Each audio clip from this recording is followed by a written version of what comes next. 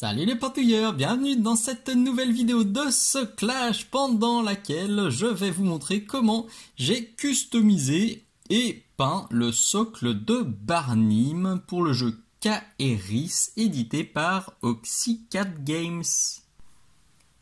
Juste avant de commencer, un grand merci à Hugo de chez Oxycat Games qui m'avait envoyé cette figurine pour que je puisse la peintouiller et faire quelques petits tutos pour la communauté. Donc merci beaucoup Hugo. Si vous connaissez pas encore Oxycat Games, c'est une boîte française qui a édité le jeu Kaeris, qui est un très bon jeu avec une magnifique gamme de figurines. Je vous mets les liens dans la description, le lien vers leur Facebook et puis le lien vers leur shop. Vous verrez, les figurines franchement elles sont topissimes, les concepts sont top, les sculptures sont irréprochables et les moulages sont irréprochables et les peintures studio décrochent la mâchoire. Et si vous suivez leur page Facebook, vous verrez aussi régulièrement qu'ils partagent des figurines de joueurs waouh, ça envoie du steak. Très belle gamme, c'est français, cocorico, donc n'hésitez pas à les suivre et à les soutenir. Ils se déplacent aussi régulièrement sur un paquet de salons si vous voulez tester le jeu,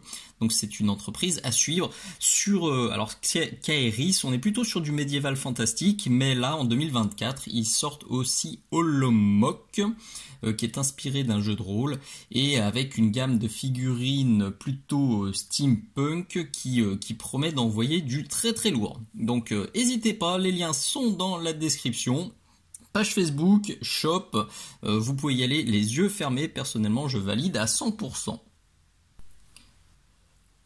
Donc là, aujourd'hui, on se penche sur le socle. Vous voyez, je suis vraiment tout début du projet. J'ai juste assemblé la figurine, sorti le socle. Alors oui, ce qui est top aussi, c'est que toutes leurs figurines sont fournies avec un socle texturé, un socle travaillé différent. Vous n'aurez pas deux fois celui-ci. Chaque figurine a la sienne avec son petit décor. Alors personnellement, je ne vais pas jouer avec. Je pars sur une pièce d'expo. Donc j'ai sorti un petit cylindre en bois provenant bien sûr de la boutique Mini Socle. Et puis, je vais suivre les conseils que je vous ai déjà prodigués dans ce tuto-là et dans d'autres tutos qui consistent simplement à prendre un socle de jeu qui est déjà texturé, sur lequel il y a déjà beaucoup de boulot, et à le bidouiller, à le customiser pour vous faire un socle d'expo. Clairement là, je ne vais pas tout vous filmer étape par étape parce que je vais faire un seul tuto, conception puis peinture.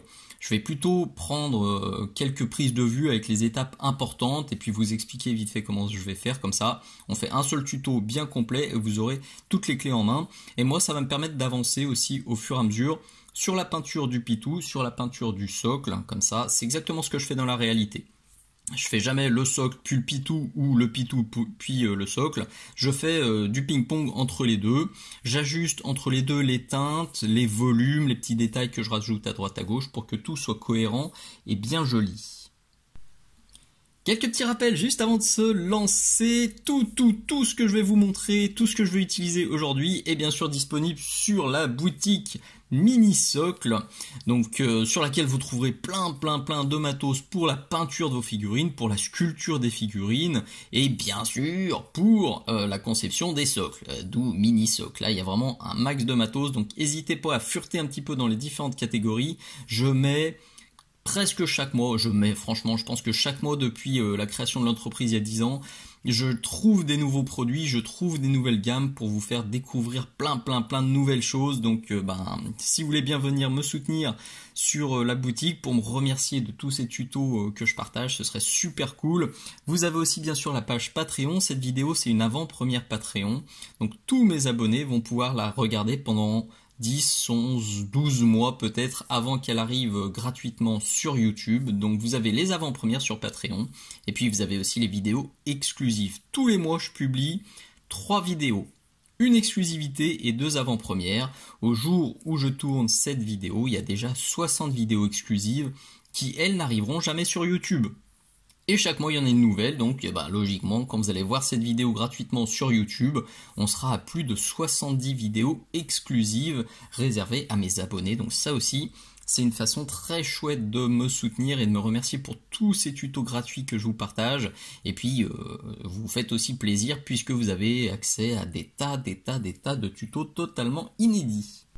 Autre façon de me soutenir qui est totalement gratuite, c'est simplement de vous abonner à ma chaîne, c'est de liker toutes les vidéos que vous aimez, c'est de mettre un petit merci, un bisou, un poutou dans les commentaires de temps en temps, ça fait du bien, c'est surtout en parler et partager aux copains. Il y a encore énormément de hobbyistes et de wargamers qui ne connaissent pas ma chaîne, donc je compte sur vous et sur le bouche à oreille pour prêcher la bonne parole de Mini-Socle. Alors pour rappel, ma chaîne YouTube, elle n'est pas du tout monétisée, je gagne pas le moindre centime avec YouTube, malgré ce que me disent parfois les rageux. Ils me disent arrête de faire de la pub, tu gagnes de l'argent déjà avec YouTube. Non, je gagne pas un centime avec YouTube, donc oui, je fais des rappels régulièrement, oui, je sais que ça énerve les grincheux, mais je sais aussi que la plupart d'entre vous sont sensibles à ce petit message et à ce petit rappel que je fais régulièrement. Je veux que ce contenu gratuit puisse perdurer, mais s'il n'y a aucun retour, s'il n'y a même pas des merci, s'il n'y a même pas des abonnements, s'il n'y a même pas des likes, bah, il y a un moment, c'est comme tous les bénévoles sur les salons, c'est comme tous les trucs gratuits qu'on a accès. Dans la vie réelle ou sur le net, et ben ça finit par disparaître parce que les gars en ont marre de faire du boulot, de partager des trucs gratuitement et d'avoir aucun retour. Même un simple merci, ça me va. Un simple merci, ça me suffit. Un like, un partage, ça me suffit. Si maintenant vous voulez soutenir un peu plus en allant sur le Patreon et sur la boutique, et ben c'est adorable. Mais déjà juste du merci, moi personnellement, ça me suffit. Donc n'en déplaise aux rageux, oui, tant que j'aurai pas autant d'abonnements et de likes que de vues, et ben ce message, je continuerai à le faire. Parce que oui, des vues, j'en ai, on va pas se mentir. Quand une vidéo fait 2000 vues, en général, il y a 200 likes, c'est à peu près 10%. En général, il y a 20 commentaires, donc déjà là, on n'est plus qu'à 1%, c'est pas joyeux. Les clics vers le Patreon, c'est à peu près 1 à 2 pour 1000. Donc là, ça commence à faire flipper. Et pareil, les clics vers la boutique. Donc waouh, ça fait... vous voyez un peu la réalité. Il y en a beaucoup qui me disent aussi, ouais, ces vidéos, c'est une très bonne pub pour ta boutique. La réalité des chiffres, elle n'est pas vraie du tout. La meilleure pub pour la boutique, c'est le bouche à oreille de tous les clients qui sont ultra satisfaits des produits et qui sont ultra satisfaits du service. Donc voilà, je le redis encore, cette chaîne YouTube, je pourrais parfaitement la fermer, je pourrais arrêter de partager des tutos gratuits et je pense que ni la boutique ni le Patreon n'en pâtiraient parce que finalement c'est le bouche à oreille et c'est les mecs sympas qui jouent le jeu qui font vivre tout ça plutôt que des vidéos balancées gratuitement à des gars qui s'en fichent et qui veulent même pas prendre 2 secondes pour mettre un petit pouce vers le haut. Bref, c'est tout un débat, je vais pas rentrer là-dedans aujourd'hui, on va se lancer sur le tuto. Un dernier truc aussi pour me soutenir, vous avez le lien affilié Philibert qui est aussi noté dans la description, vous avez juste à le mettre dans vos favoris, à l'enregistrer dans vos favoris, plutôt que de passer par Google ou un autre moteur de recherche. Passez par ce lien chaque fois que vous allez chez Philibert, ça me soutient, et passez par ce lien avant de passer une commande chez Philibert, et Philibert me reversera un petit bon d'achat pour que je puisse acheter de nouveaux produits pour vous montrer de nouvelles choses sur cette chaîne. Allez, c'est parti, on met le pitou de côté et on va sortir donc le petit cylindre en bois et puis le socle. Première étape, je vais déjà poncer largement le socle pour le rendre plus plat. En fait, je veux faire dégager le plus possible le bord qui est arrondi pour venir coller juste le décor. J'ai des doutes ici parce que vous voyez, c'est déjà un peu renfoncé. Là, il y a une légère courbe qui fait que ça risque d'être un peu galère. Donc je vais poncer tout ce que je peux poncer et puis je vous montre ce que ça donne et comment je le mets ensuite sur mon petit socle de présentation. Il a fait un sacré régime amincissant, j'aurais même voulu en virer un peu plus, mais voilà, là je commence à me poncer les doigts. Donc je vais pas plus loin. Ce que je vais faire, donc maintenant je prends la super glue épaisse que je vous montre dans tous mes tutos de soclage, que je propose sur la boutique Mini-Socle bien sûr. Et là j'ai sorti plein de flocages que vous retrouverez aussi sur la boutique. Il y a du flocage moyen, j'ai de l'extra fin, j'ai des petites dalles comme ça, j'ai des petites racines. Je rajouterai peut-être un élément ou deux, je vais voir comment va l'inspiration. L'idée dans ma tête, mon Barnim, je vais le faire plutôt en mode garde forestier entre guillemets. Je l'imagine plus dans un château qui est un peu abandonné, qui est un peu vieillot, qui est un peu envahi par la végétation plutôt qu'un château ultra clean. La version studio là que vous voyez incrustée, vous voyez elle est plutôt peinte dans des tons de rouge, de jaune, et ben j'aimerais prendre le contre-pied. Je veux vraiment partir sur plutôt du vert, du bleu, des tons un peu plus froids.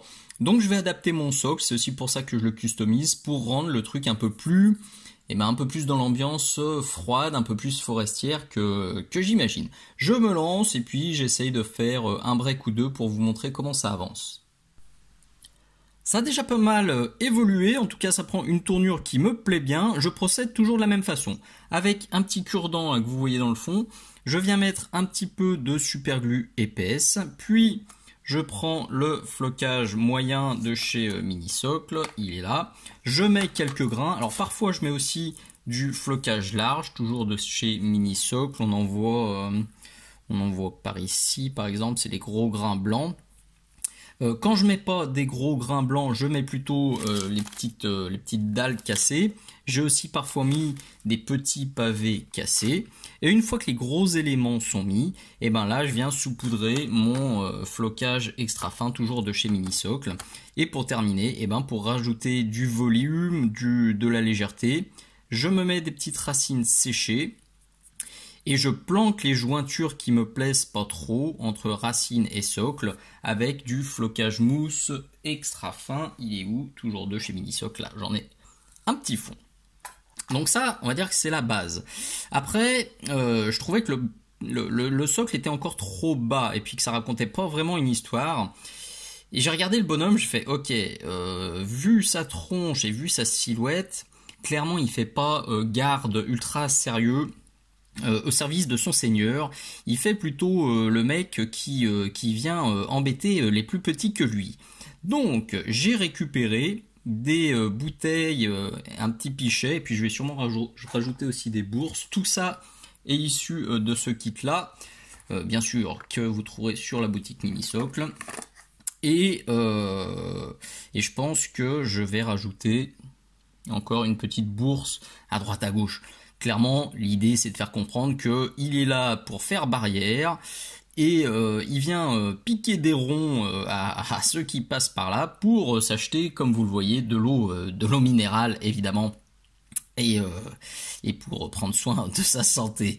Donc je pense que ça devrait bien fonctionner. Le double intérêt de ça, c'est que donc la petite bouteille, le petit pichet, ça me permet de rajouter de la hauteur et puis ça me permet de raconter une petite histoire. Je vais me faire un petit fond de vin et puis je me doute que lui, je vais lui faire le nez un petit peu rouge façon voilà, vous voyez ce que je veux dire. Façon, j'ai un peu trop picolé. Et vu sa position en plus bien avachie sur le bouclier, je pense que sur le socle aussi je le mettrai légèrement tordu comme ça en mode oulala dans 2 secondes. Enfin en fait c'est vraiment le bouclier qui tient le bonhomme, c'est pas le bonhomme qui tient le bouclier. Et ça devrait être assez rigolo si tout se goupille. Vous voyez que j'ai aussi rajouté des petits champignons qui eux sont issus de ce kit là. Ces 2 kits de décor en résine que je vous conseille très fortement d'ailleurs, je vous mets les liens dans la description, ils sont topissimes, ça permet de rajouter des petits éléments sympas à peindre, ça permettra de faire des petites notes colorées, et puis c'est toujours pareil, ça participe à la narration. Je pense m'arrêter là, je rajouterai peut-être encore un tout petit peu de flocage à droite à gauche, notamment à la jointure de la figurine, enfin, entre les pieds et le socle pour avoir un truc vraiment parfait parce que là c'est un tout petit peu trop surélevé et j'ai un petit espace vide qui me plaît pas. Donc ça, faites-le bien, pensez-y quand vous appliquez votre figurine et forcez-vous de la faire vraiment bien toucher le socle parce que je vois tellement souvent des figurines qui sont limite en lévitation par-dessus le socle. C'est dommage parce que ça flingue un petit peu l'effet. Donc vous planquez ça avec un peu de sable, avec un petit tas de pigments, avec une petite racine, un truc comme ça. Ça fait toujours beaucoup plus joli que soit un gros tas de superglue, soit une figurine qui vole. Truc intéressant d'ailleurs, il y avait déjà les 2 trous dans les pieds de la figurine, donc ça c'est cool. J'ai juste eu à faire mes 2 trous dans le socle avec un foret de 2 mm et hop, bon, je peux l'enfoncer à fond, hein, c'est juste que là je force pas. Alors vous allez me dire pourquoi t'en as mis 2? C'est idiot, une seule aurait suffi. Non, parce que quand vous mettez une seule attache sur une figurine, quand vous la peignez sur une perceuse à main ou sur un socle en liège, sur un support en liège, et ben elle passe son temps à tourner. Donc moi systématiquement, quand j'ai un seul appui au sol, je me débrouille toujours pour en trouver un deuxième, pour que, une fois que ce sera posé sur ma poignée, la poignée mini socle, paf, elle bougera pas du tout pendant la peinture, et sur le socle, quand elle sera dessus, elle sera aussi beaucoup plus stable et beaucoup plus solide. Il me reste plus que deux ultimes étapes sur ce socle. La première, ça va être d'appliquer du fixateur de flocage, le ciment que je vous présente dans tous mes tutos de soclage, alors que là je vais appliquer avec un cure-dent parce que j'ai pas envie de flinguer un pinceau. J'en prends une bonne quantité. Et puis hop, vous voyez, je vais en mettre à droite à gauche, comme ça va absolument tout fixer et ça ne bougera pas à la peinture. Et une fois que ça ce sera fait, et ben je vais prendre du papier de verre en grain 800 ou en grain 1000 et puis je vais me faire le tour du socle en bois ultra propre, puis sous couche et on se retrouve pour la partie peinture. La sous-couche noire est posée, c'est bien propre, ça, écoutez, ça me plaît. Il y a peut-être 2-3 endroits où j'ai déjà envie de retoucher, mais ça suffit. Maintenant, il faut avancer la peinture et on verra ce qui ressort pas, et surtout, on verra avec la figurine posée dessus si tout va exactement comme je le souhaite et comme je l'imagine. Vous le voyez, j'ai aussi mis du scotch spécial, du scotch repositionnable que vous trouverez bien sûr sur la boutique Mini Socle. Ça permet de bien protéger le tour, de pas mettre ces traces de doigts, de pas écailler la peinture, de pas mettre de traces de peinture aussi. Une fois que j'aurai fini de peindre, j'enlève le scotch et tout mon bord sera nickel, pas besoin de le reprendre en noir. Donc comme je vous l'avais annoncé au début, je peux pas tout tourner, sinon là ça va vraiment durer très longtemps. Je vais avancer peinard et puis je ferai des pauses aux étapes importantes pour vous donner les couleurs que j'ai utilisées, pour vous donner des petites astuces. Je ferai peut-être un tuto spécial sur le cuir et puis sur le verre de cette bouteille. On va voir comment ça avance, comment je suis inspiré au fur et à mesure. Les bases sont posées de deux trucs importants pour cette première étape. Primo, je base le plus de trucs possible pour voir comment les différents éléments se répondent. À ce moment-là, il n'y a que la bourse et la cruche, je me tâte encore beaucoup. Il y a beaucoup de cuir sur Barnim, donc je ne sais pas encore trop quelle couleur je vais faire ce cuir-là. Et là, la cruche, je veux qu'elle attire l'œil, mais pas trop. Donc c'est pareil, je pense que je vais attendre d'avoir fait les éléments en vert avant de m'en occuper. En tout cas, à l'instant T, c'est ce que j'ai en tête. Donc, baser le plus de choses possible pour voir ce qui fonctionne ou pas. Et surtout, mélanger les zones. C'est un truc que je dis très souvent et pourtant je vois l'erreur encore très souvent quand je fais des cours à distance ou en vrai. Il faut pas faire le sol marron, la mousse verte, les pavés gris et basta. Vous voyez, je mets du marron dans mon gris. Je mets du gris dans mon marron, je mets du vert dans le marron, dans le gris. Répandez, faites diffuser un petit peu les zones comme ça, comme dans la nature. Dans la nature, on n'a jamais un caillou gris posé à côté de terre marron posé à côté de touffes bien vertes. Tout s'interagit, il y a un peu de vert qui se mélange, il y a un peu de marron qui se mélange. Faites-le, c'est super important, ça donnera un côté beaucoup plus réaliste et naturel à vos socles, à vos décors, à vos tables de jeu. Quelle couleur j'ai utilisé pour le moment? Alors pour les pavés, c'est du Basalt Grey. Pour la terre, c'est plutôt du chocolate. Et pour la moumousse, c'est du Russian Green. Qu'est-ce que je vais faire maintenant? Je pense que je vais avancer tranquillement sur les petits pavés pour commencer à détailler un petit peu. Et puis je vous montre l'avancée. J'avais aussi prévu de faire quelques petits pavés de différentes couleurs. Genre celui-ci, on voit encore qu'il a une couleur légèrement différente parce que je l'avais basé avec un ton plus beige. Celui-ci aussi, puis j'en avais fait encore un autre. Finalement, ça marchait pas. Parce que je me suis dit, il y a déjà beaucoup de couleurs sur ce socle. Il y a les pavés, il y a le socle, il y a la mousse, il y a les racines, il y a le cuir, il y a le verre, il y a la cruche, il y a les champignons. Rajouter encore une couleur dans les pavés, je me suis dit que ça allait trop flouter l'ensemble et que c'était une très mauvaise idée. Alors si vous voulez avoir un socle avec différentes teintes, enfin des pavés avec différentes teintes, vous avez cet autre tuto qui est dans la playlist des socles. Donc vous pourrez la retrouver très facilement. Là je pars sur un truc plutôt gris. Je fais un petit arrêt, j'ai commencé à rééclaircir l'avant, on voit bien la différence entre l'avant du socle et l'arrière que j'ai pas touché. Pour faire ça, j'ai juste rajouté du Rock Grey à mon Basalt Grey. Je suis donc sur un mélange 50-50 et tout simplement, je viens tirer ça vers l'avant. Je l'explique dans cette vidéo là, quand on a des surfaces parfaitement horizontale, et ben je vous conseille de vous choisir un angle favori ou un côté favori. Là c'est pas bien compliqué, je choisis l'avant et je vais tirer tous mes éclaircissements comme ça vers l'avant. Sinon on sait jamais, on doit tirer à gauche, à droite, on est un peu paumé. Là je vous conseille vraiment de tirer ça vers l'avant, c'est ce qui je pense mettra le plus en valeur la figurine.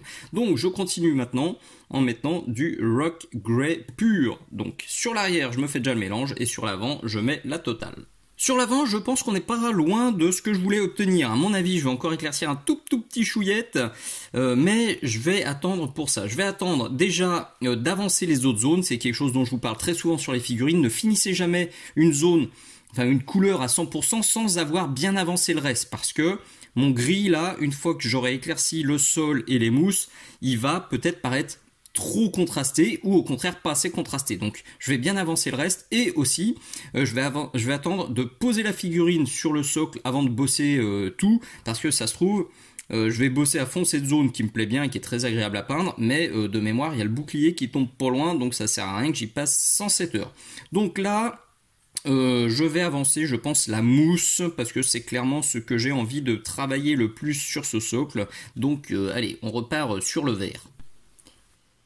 Et oui, ça a énormément évolué depuis la dernière pose, et notamment la figurine est maintenant collée dessus, alors qu'initialement j'avais prévu de la mettre beaucoup plus tard, et normalement je mets effectivement mes figurines beaucoup plus tard sur les socles.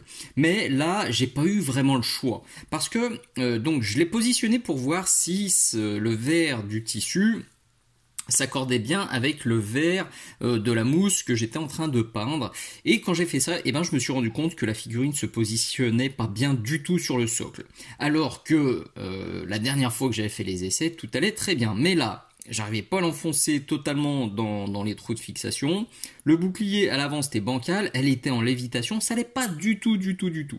J'ai repercé, j'ai poncé, j'ai repositionné les racines, j'ai coupé, j'ai fait tout ce que je pouvais. Franchement, je crois que j'ai passé au moins 1 heure à essayer de tout remettre bien à niveau, et il doit y avoir quelque part quelques grains qui traînent et qui aient empêché la figurine de bien se positionner.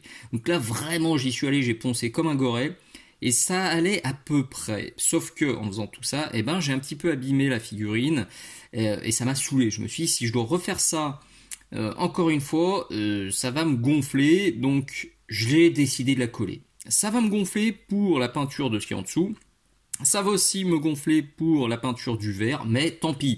Il y a un moment, je faufilerai mon pinceau comme je pourrais, j'essaierai de pas la salir, mais au moins elle est en place, elle est posée, et comme ça, j'ai une bien meilleure visibilité sur comment interagissent le socle et le pitou, donc c'est finalement un mal pour un bien.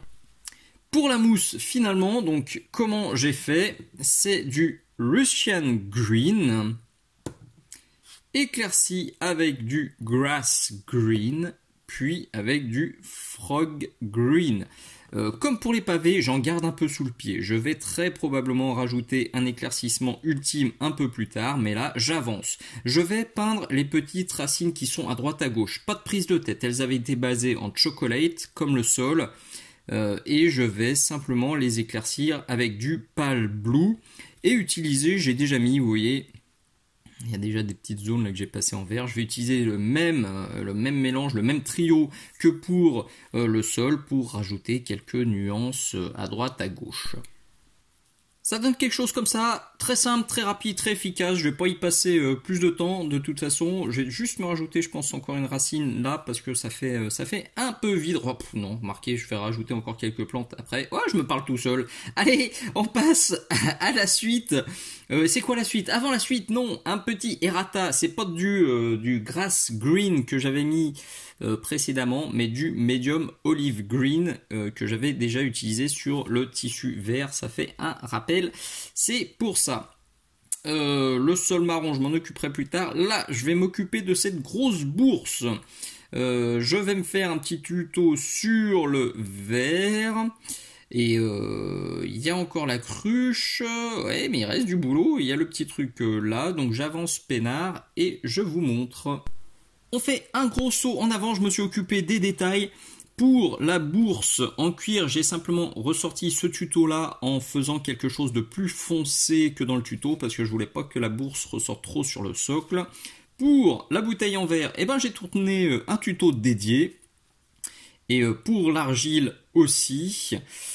Si vous voulez voir ces vidéos, si vous voulez voir ces recettes, je vous les mets en lien dans la description de ce tuto. Si elles sont pas encore en lien dans la description, c'est que c'est encore des avant-premières sur Patreon et que, eh bien, pour les visionner, ça se passera sur Patreon. Allez, il est temps d'avancer et de conclure. Pour le sol, je vais rien faire de foufou. Le sol marron que j'ai laissé totalement de côté pour le moment.